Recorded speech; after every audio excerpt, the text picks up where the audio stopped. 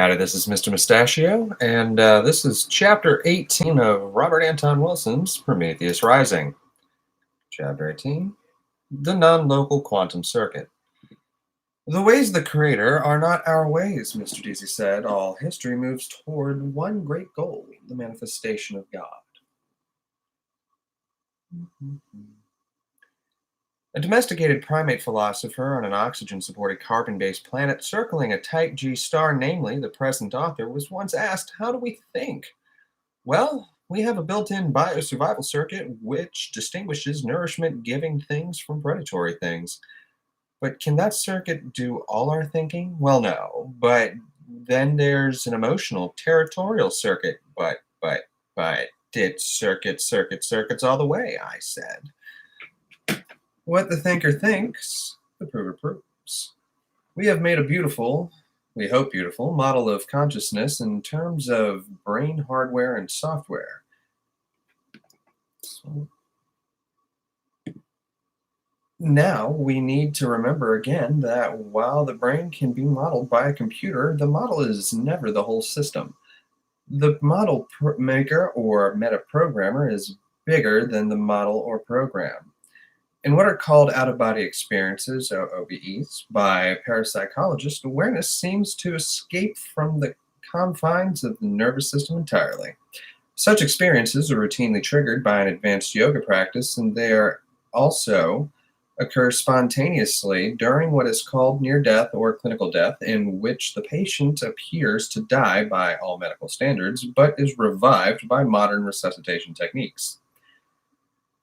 OOBEs are also occur with heavy doses of LSD and with ketamine, an anesthetic with strange psychedelic side effects.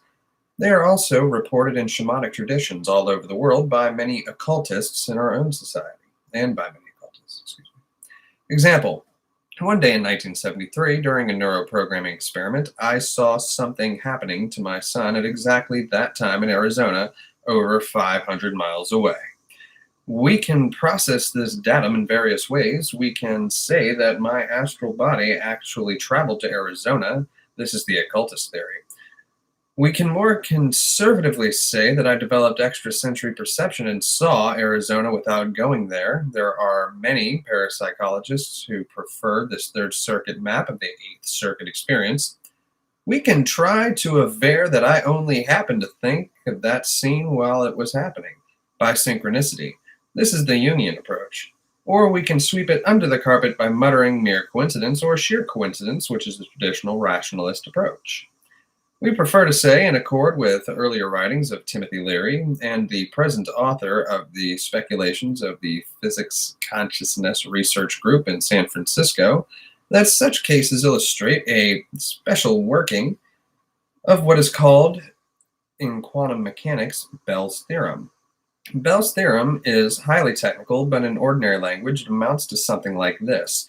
There are no isolated systems. Every particle in the universe is in instantaneous, faster-than-light communication with every other particle.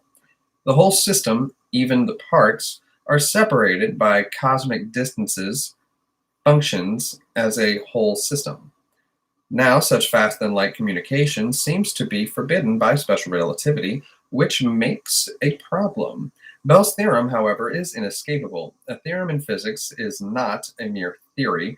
It is a mathematical demonstration which must be true if the mathematics contain no flaw, and if the experiments on which it is based are replicable. Bell's theorem contains no mathematical flaw, and the experiments are replicable and have been replicated several times. And yet we cannot dispense with special relativity either, because the mathematics there is equally flawless, and the experiments are legion that confirm it. Two solutions have been proposed, and both assume that the communication involved in Bellian transmissions does not involve energy, since it is energy that cannot move faster than light. Dr. Edward Harris Walker suggests that what does move faster than light and holds the whole system together is consciousness. We may eventually be forced to accept this, in which case physics will have justified pantheism, or at least panpsychism. The other alternative proposed by Dr. Jack Sarfati is that the medium of Boolean transmissions is information. Pure information in the mathematical sense does not require energy. It is that which orders energy. It is the negative of entropy, that which brings disorder to energy systems. Dr. Sarfati explains his theory as follows. Imagine that your brain is a computer, as modern neurology suggests. Now imagine that the whole universe is a big computer, a megacomputer, as John Lilly has proposed. Then imagine that the subquantum realm, the realm of what Dr. David Bohm calls hidden variables, is made up of many, many computers. Now, the hardware of each computer, the universe, your brain, the subquantum mechanisms, is localized. Each part of it is somewhere in space-time. Here, not there, now, not then. But the software, the information, is non-local. It is here, there, everywhere, now, then, and everywhere. The highest varieties of shamanic and yogic consciousness seem to begin from dilation beyond the immediate out-of-body experience and dilate rapidly and dizzily much further to union with the smallest and the largest, the cosmic mind, in short. This seems to be what would necessarily happen if the brain turned on the non-local information system proposed by Sarfati and implicit in Bell's theorem. The metapsychological circuit, then, is this cosmic information system. The synchronicities of circuits 5 to 7 are just the dawning notes of the symphony of all interrelated harmonies, revealed to those who have experienced circuit 8 in action. It is hard to avoid hyperbole when talking of such matters, but everything one can associate with the idea of oneness with God or oneness with everything is part of what is experienced in the vistas beyond time-space of this metaphysiological circuit. Mystics stammer, gibber, and rave incoherently in trying to discuss this. Beethoven says it for all of them without words in the fourth movement of the Ninth Symphony.